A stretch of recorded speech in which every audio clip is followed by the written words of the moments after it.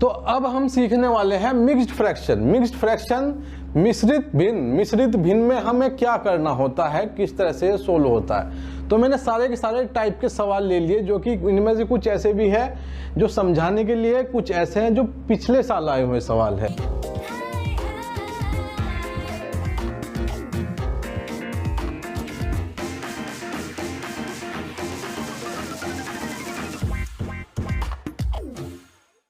तो अगर मैं 3 सही 4/5 को मैं अगर सोल्व करता हूं तो मेरे पास क्या आएगा। देखो इसे सोल्व करने का तरीका क्या है। इसे सोल्व करने का तरीका है, सबसे पहले तो इसका मतलब होता है 3 + 4/5। जब भी ऐसा मिश्रित भिन्न आ जाए इसका मतलब ये होता है।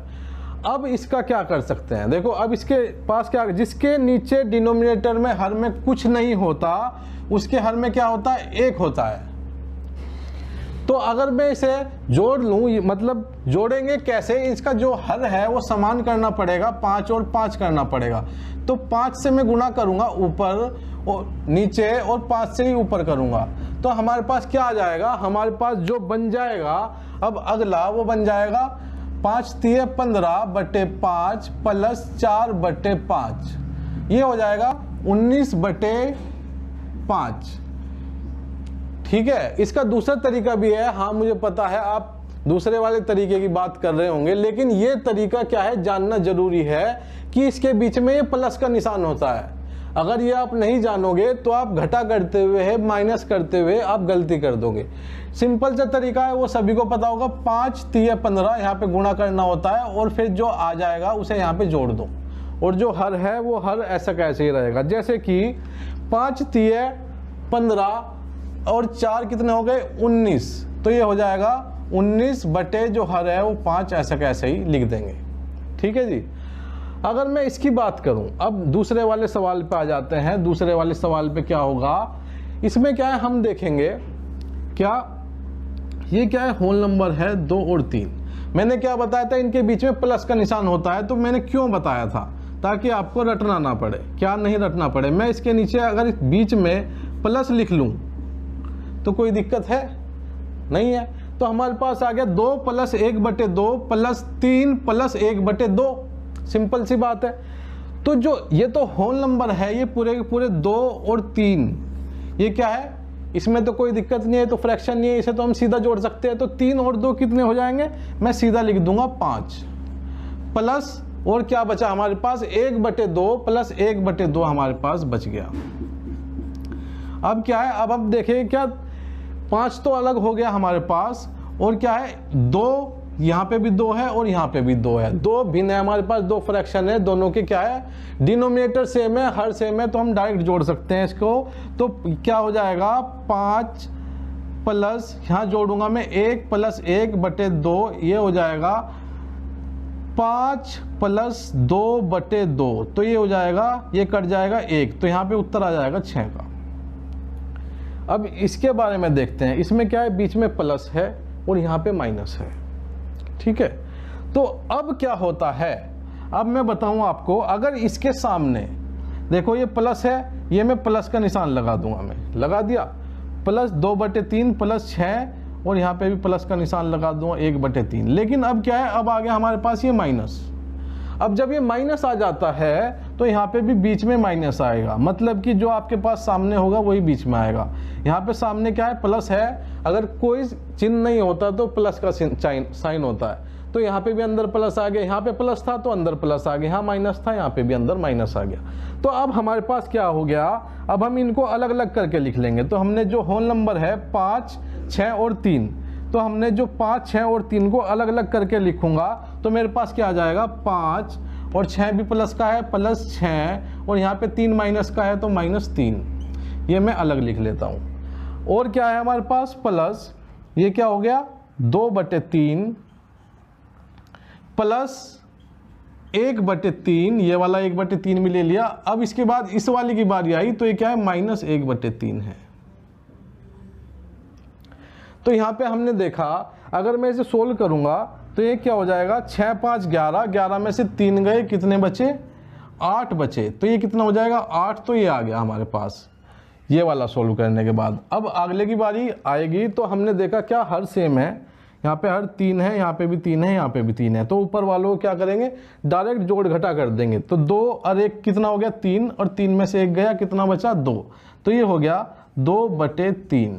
तो ये आ गया 8 + 2/3। इसे हम लिख सकते हैं 8 सही 2/3। तो ये इसका सही उत्तर हो जाएगा।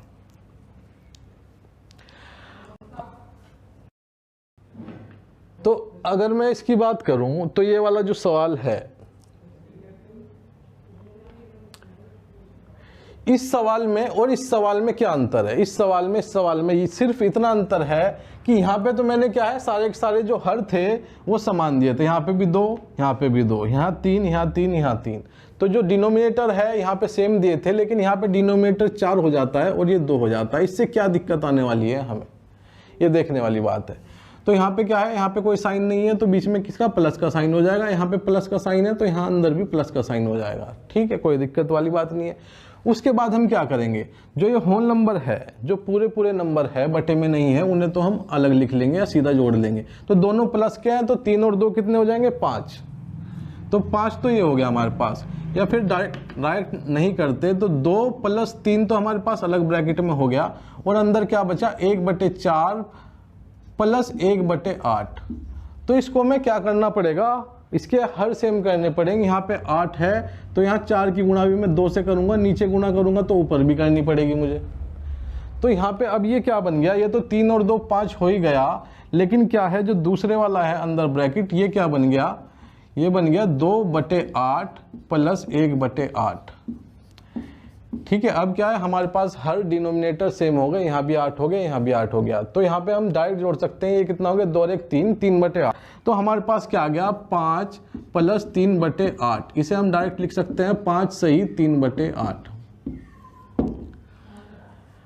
सेम अगर मैं इसकी बात करूं, ये भी ऐसे ही करना है। देखो ये ध्यान से देखिएगा, यहाँ पे कोई चिन्ह नहीं है तो मैं प्लस का मान लेता हूँ, अंदर भी प्लस का हो जाएगा। ये माइनस का है तो ये अंदर भी माइनस का हो जाएगा, ये माइनस का है तो ये भी अंदर माइनस का हो जाएगा। सबसे पहला स्टेप हमारा क्लियर हो गया। उसके बाद अगला स्टेप क्या है, ये जो होल नंबर है जो पूरे हैं, बटे में नहीं है, वो बाहर लिख लेंगे। तो यहाँ 8 लिख लिया मैंने, प्लस का है। यहाँ पे 4 माइनस का है तो -4 लिख लूंगा। यहाँ पे 1 से पहले माइनस है तो यहाँ पे भी ऐसे लिख लूंगा। ठीक है, तो ये तो हमारे पास ये आ गए होल नंबर। अब ले लेते हैं बटे वाले नंबर।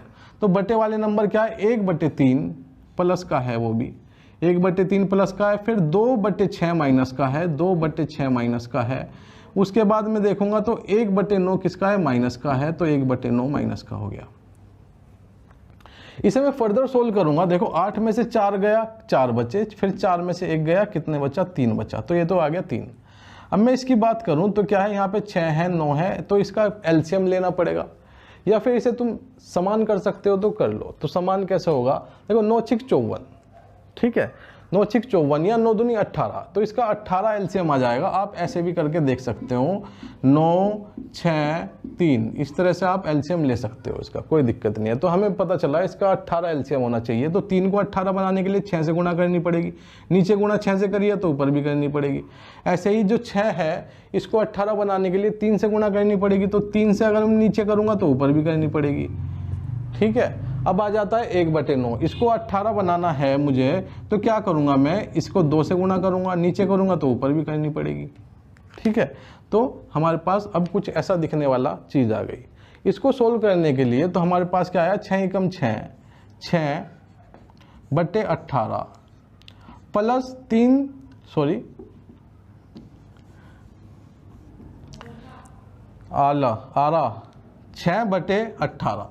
अब क्या है, माइनस 2 × 6/18 -2/18, ये मैंने सोल्व कर लिया। अब क्या है, जो हर है, जो डिनोमिनेटर है वो सेम हो गए। अब आपको पता ही है कैसे करना है। देखो 6 में से 6 गया 0, और फिर क्या आ गया, माइनस का 2। तो हमारे पास क्या बचा, 3 - 2/18, ये हमारे पास आ जाता है। तो इसको कैसे सोल्व करेंगे, 18 × 54, तो लिखा मैंने 54, और क्या है, -2/18, ये इसका उत्तर हो जाएगा। इसे मैं करूँगा तो 52/18 हो जाएगा, 52/18। इसे बाकी आप काट पीट सकते हैं, कोई दिक्कत वाली बात नहीं है।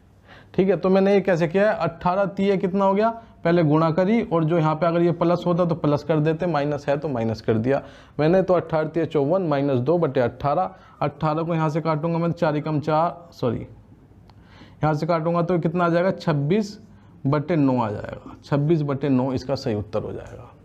तो ये हो जाते हैं मिक्स्ड फ्रैक्शन को, मिश्र फ्रैक्शन को हम कैसे जोड़ते हैं, कैसे घटाते हैं, ये पूरा प्रोसेस उस पर डिपेंड करता है। तो सबसे पहले हमें क्या है, ये याद रखना है कि इनके बीच में साइन होता है कुछ।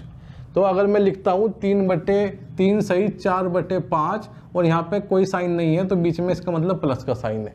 अगर ये माइनस का साइन होता है इससे पहले, तो यहाँ पे भी हम माइनस का लगा लेते हैं। ठीक है जी, तो ये सब हो जाता है।